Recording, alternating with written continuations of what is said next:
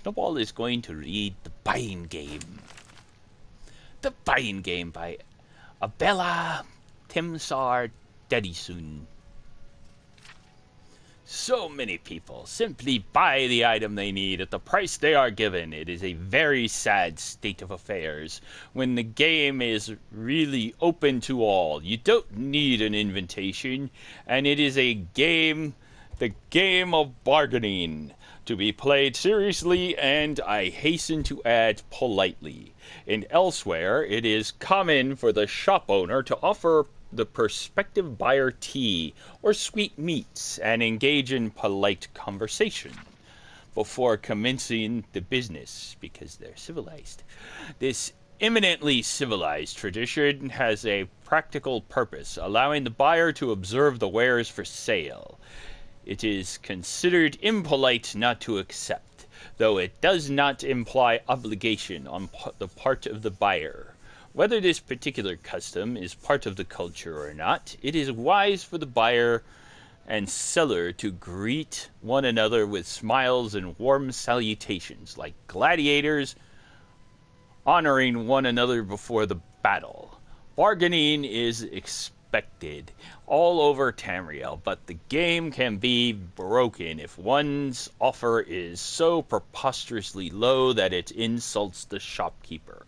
If you are offered something for 10 gold pieces, try offering 6 and see where that leads you, if you only have 4. Do not look like you're very interested, but do not mock the quality of the goods, even if they deserve it. Much better to admire the quality of workmanship, but comment that regretfully you simply cannot afford such a price. When the shopkeeper compliments your taste, smile, but try to resist the flattery. A lot of the game depends on recognizing the types of shopkeepers and not automatically assuming that the rural merchant is ignorant and easily fooled, or the rapacious city merchant is selling shoddy merchandise. Caravans, it should be mentioned, are always good places to go to buy or trade. Knowing what you're buying and from whom is a talent, bought only after years of practice. Know the specialties of certain regions and merchants before you even step foot in a shop. Recognize, too, the prejudices of that region. In Morrowind, where I hail from, for example, Argonians are viewed with a certain amount of suspicion. Don't be surprised or insulted if the shopkeepers follow you around the shop, assuming you're going to steal something. Similarly, Nords, Bretons, and Cyrodiils are sometimes treated coolly by merchants in the Somerset Isles.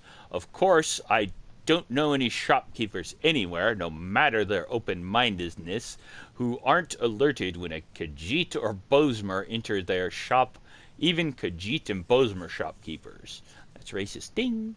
If you see something you really like or need, buy it then and there at the best price you can get. I cannot tell you how many times I passed up a rare and interesting relic, assuming that I could find it elsewhere in the region, perhaps at a larger town at a better price. Too late, I discovered I was wrong, and when I returned to the shop weeks later, the item I wanted was gone.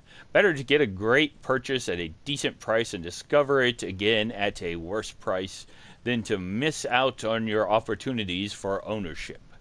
Occasionally, impulsiveness is the best buying strategy. Sense the moves of the game, and everyone can win. Snowball's not sure about this book. But Snowball knows the game. Have a good day. Bye-bye.